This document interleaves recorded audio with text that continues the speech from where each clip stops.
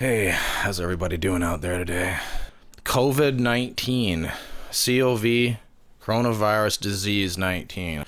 But let's venture into this, the coronavirus bioweapon. How China stole coronavirus from Canada and weaponized it. Last year, a mysterious shipment was caught smuggling coronavirus from Canada. It was traced to Chinese agents working at a Canadian lab.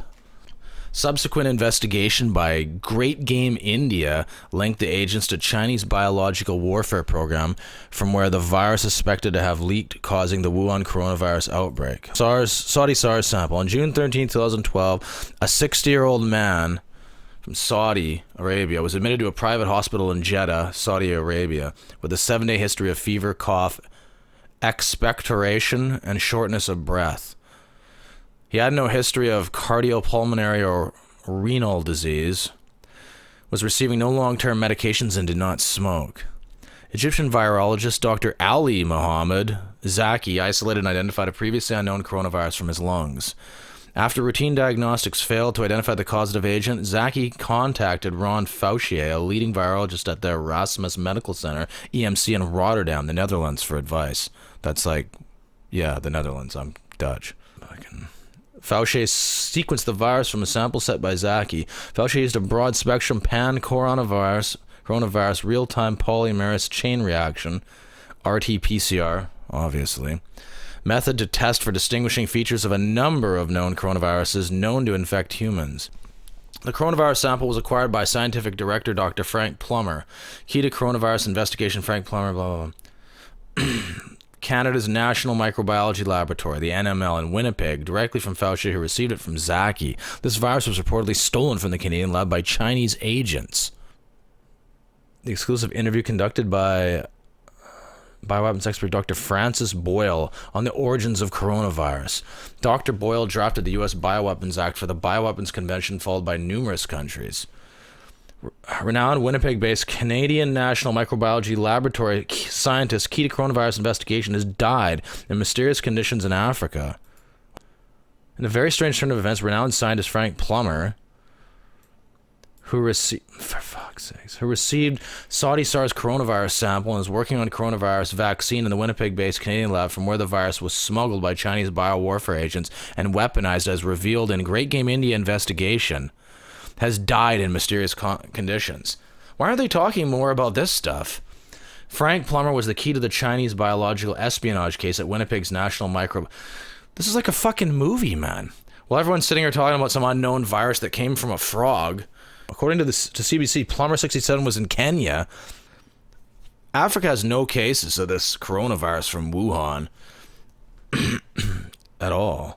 Dr. Larry Gelman, who helped set up that meeting, said Plummer collapsed and was taken to hospital in Nairobi, where he was pronounced dead on arrival. No confirmed cause of death has yet been released. Plummer was born and raised in Winnipeg, where he headed up. It's suspicious. Where he was very aware of HIV. He helped identify a lot of key factors.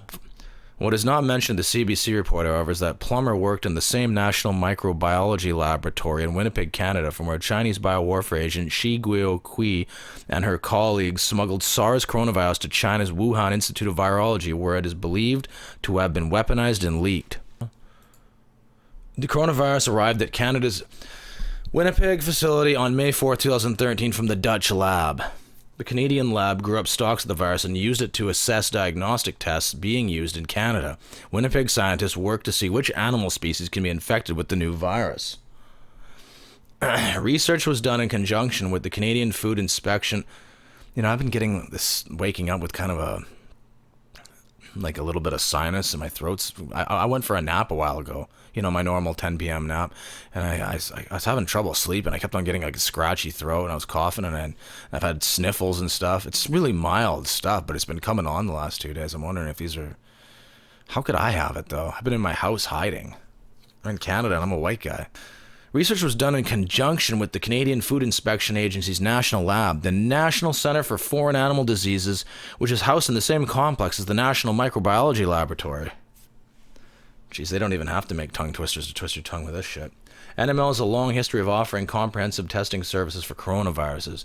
It isolated and provided the first genome sequence of the SARS coronavirus and identified another coronavirus, NL63, in 2004. This Winnipeg-based Canadian lab was targeted by Chinese agents in what could be termed as biological espionage. Chinese biological espionage. In March 2019, a mysterious event, a shipment of exceptionally virulent viruses from Canada's NML ended up in China. The event caused a major scandal with biowarfare experts questioning why Canada was sending lethal viruses to China. Scientists from NML said the highly lethal viruses were a potential bioweapon. Following investigation, the incident was traced to Chinese agents working at NML. 4 months later, in July 2019, a group of Chinese virologists were forcibly dispatched from the Canadian National Microbiology Laboratory. The NML is Canada's only Level 4 facility and one of only a few in North America equipped to handle the world's deadliest diseases, including Ebola, SARS, coronavirus, etc. The NML scientist, who was escorted out of the Canadian lab along with her husband, another biologist, and members of her research team, is believed to be a Chinese biowarfare agent, Shi Guo. Kui was the head of the vaccine development and antiviral therapy section in the Special Pathogens Program at Canada's NML. Jing Kui, you gotta look at that every time, is an outstanding Chinese scientist born in Tianjin. She primarily received her medical doctor degree from Hebei Medical University in China in 1985 and came to Canada for graduate studies in 1996. Later on, she was affiliated with the Institute of Cell Biology and the Department of Pediatrics and Child Health at the University of Manitoba, not engaged with studying pathogens. So Dr. Xinguo Kui is married to another Chinese scientist, Dr. Keating Cheng, also affiliated with the NML, specifically the Science and Technology Core. Dr. Cheng is primarily a bacteriologist who shifted to virology. Why? The couple is responsible for infiltrating Canada's MML with many Chinese agents as students from a range of Chinese scientific facilities directly tied to China's biological warfare program, namely the Institute of Military Veterinary, Academy of Military Medical Sciences, Changchun, Center for Disease Control and Prevention, Chengdu, Military Region. Shake up your image. Shop now. Give your marketing a makeover with business cards and fresh designs and free... Wuhan Institute of Virology, Chinese Academy of Sciences, Hubei, Institute of Microbiology, Chinese Academy of Sciences, Beijing. All the above four-mentioned Chinese biological warfare facilities collaborated with Dr. Xinguo Kui within the context of Ebola virus. The Institute of Military Veterinary joined a study of the Rift Valley fever virus, too. Sounds like a commercial. Rift Valley fever virus. When you're out rafting, there's nothing like a little bit of Rift Valley fever. While the Institute of Microbiology joined a study on Marburg virus. Marburg? Is that you again? Oh, it's all Marburg. Okay. Noticeably, the drug used in the latter study, favipiravir, is my baby. Come on, come favipiravir, come to father, come to papa, has been earlier tested successfully by the Chinese Academy of Military Medical Sciences with the designation JK05, originally a Japanese patent registered in China already in 2006 against Ebola and additional viruses. However, the studies by Dr. Kui are considerably more advanced and apparently vital for the Chinese biological weapons development in case coronavirus, Ebola, Nipah, Marburg, or Rift Valley fever viruses are included therein. The Canadian investigation is ongoing, and questions remain whether previous shipments to China of other viruses or other essential preparations took place from 2006 to 2018, one way or another. Dr. Xinguo Kui, I'm just going to say Kui, also collaborated in 2018 with 3 scientists from the U.S. Army Medical Research Institute of Infectious Diseases, Maryland, studying post-exposure immunotherapy for 2 Ebola viruses and Marburg virus in monkeys, a study supported by the U.S. Defense Threat Reduction Agency, the Wuhan coronavirus. Dr. X made at least 5 trips over the school year 2017-18 to the above-mentioned Wuhan National Biosafety Laboratory of the Chinese Academy of Sciences, which was certified for BSL-4 in January 2017. Moreover, in August 2017, the National Health Commission of China approved research activities involving Ebola, Nipah, and Crimean Congo hemorrhagic fever viruses at the Wuhan facility. I think it's actually Crimean. Coincidentally, the Wuhan National Biosafety Laboratory is located only 20 miles away from the Hunan seafood market, which is the epicenter of the coronavirus outbreak, dubbed the Wuhan coronavirus. There's a map there, so you don't get lost. The Wuhan National Biosafety Laboratory is housed at the Chinese military facility Wuhan Institute of Virology. linked to China's biological warfare program. It was the first ever lab in the country designed to meet biosafety level 4, BSL-4 standards, the highest biohazard level, meaning that it would be qualified to handle the most dangerous pathogens. In January 2018, the lab was operational for global experiments on BSL-4 pathogens, wrote Guizhen Wu in the journal Biosafety and Health. After a laboratory leak incident of SARS in 2004, the former Ministry of Health of China initiated the construction of preservation laboratories for high-level pathogens such as SARS, coronavirus, and pandemic influenza virus, wrote Guizhen Wu. Coronavirus bioweapon. Holy shit, there's a lot here. The Wuhan Institute had studied coronaviruses in the past, including the strain that causes severe acute respiratory syndrome, or SARS, H5N1 influenza virus, Japanese encephalitis, and dengue. Researchers at the institute also studied the germ that causes anthrax, a biological agent once developed in Russia. The coronaviruses, particularly SARS, have been studied in the institute and probably held therein, said Danny Shoham, a former Israeli military intelligence officer who has studied Chinese biowarfare. He said SARS is included with the Chinese BW program at large and is dealt with in several pertinent facilities. James Giordano, a neurology professor at Georgetown University and senior fellow in biowarfare at the U.S. Special Operations Command, said China's growing interest in bioscience, looser ethics around gene editing, and other cutting-edge technology and integration between government and academia, I've never seen that word, raise the specter of such pathogens being weaponized. That could mean an offensive agent or a modified germ let loose by proxies, for which only China has the treatment or vaccine. This is not warfare per se, he said, but what it's doing is leveraging the capability to act as a global savior, which then creates various levels of macro and microeconomic and biopower dependencies. China's biological warfare program. In 2015, academic paper Shoham of Bar Ilan's Benin Sadet Center for Strategic Studies asserts more than 40 Chinese facilities are involved in bioweapon production. Okay, there's more stuff there. Biological. Holy shit, there's a lot here.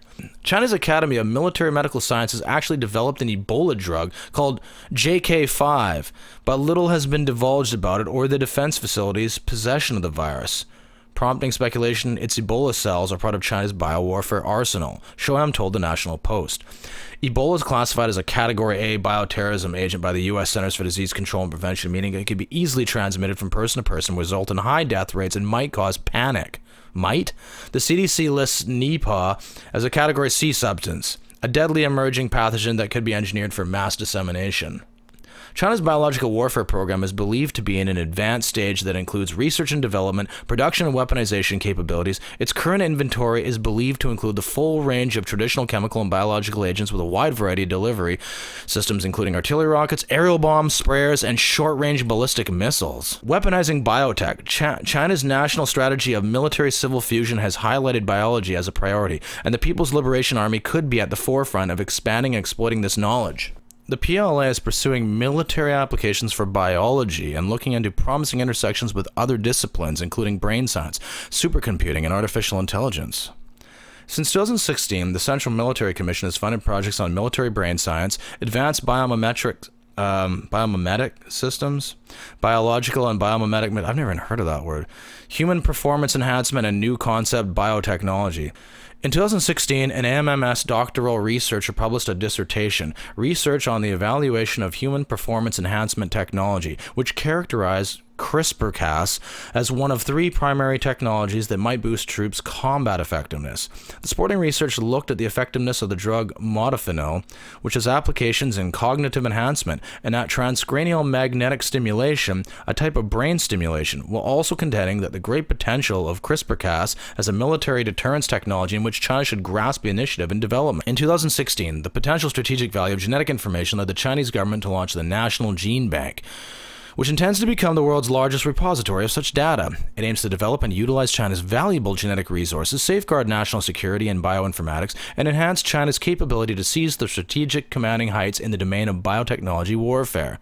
Chinese military's interest in biology as an emerging domain of warfare is guided by strategists who talk about potential genetic weapons and the possibility of a bloodless victory. This story has been published. Whatever. Okay, so that's it. It gets a little crazy at the end there. It almost kind of merges into another area, but like more specifically of the biowarfare, more like we're going into the future. What else? There's that, let's see, there's that lady who's in quarantine now. I think she's American, but they were talking to her on CBC. See, she's been there, you know what? She's got the 14-day incubation period. She says she feels fine now. I mean, how many other people feel fine off that cruise ship? They got 60 people in quarantine, but what about other people? How do they know those other people are fine? Everyone's fine. I mean, did they test everyone? I guess if she comes up positive, there's no border. Russia's border's all closed up. That guy, Tom Cotton, we got to talk about him. He was talking about this stuff on January the 30th, saying how serious this was. And we had heard about it by then. It was already out, but it was just, you know, it was small then. It was something that potentially could be big, and we knew it might be bigger, but probably would blow over in a couple weeks or something. But here we are.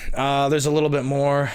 The story, obviously, I don't even know if I'm going to put in this video. The story about the Wuhan 400, a virus created, a biological warfare, a bioweapon created in a 1981 book called Eyes of Darkness. Yeah, and it was developed by a guy named Li Wang or something like that. So, but still Li, and out in Wuhan. Isn't that weird? That's fucking 40 years ago, almost. Okay, we got to go right now, though. Subscribe and survive.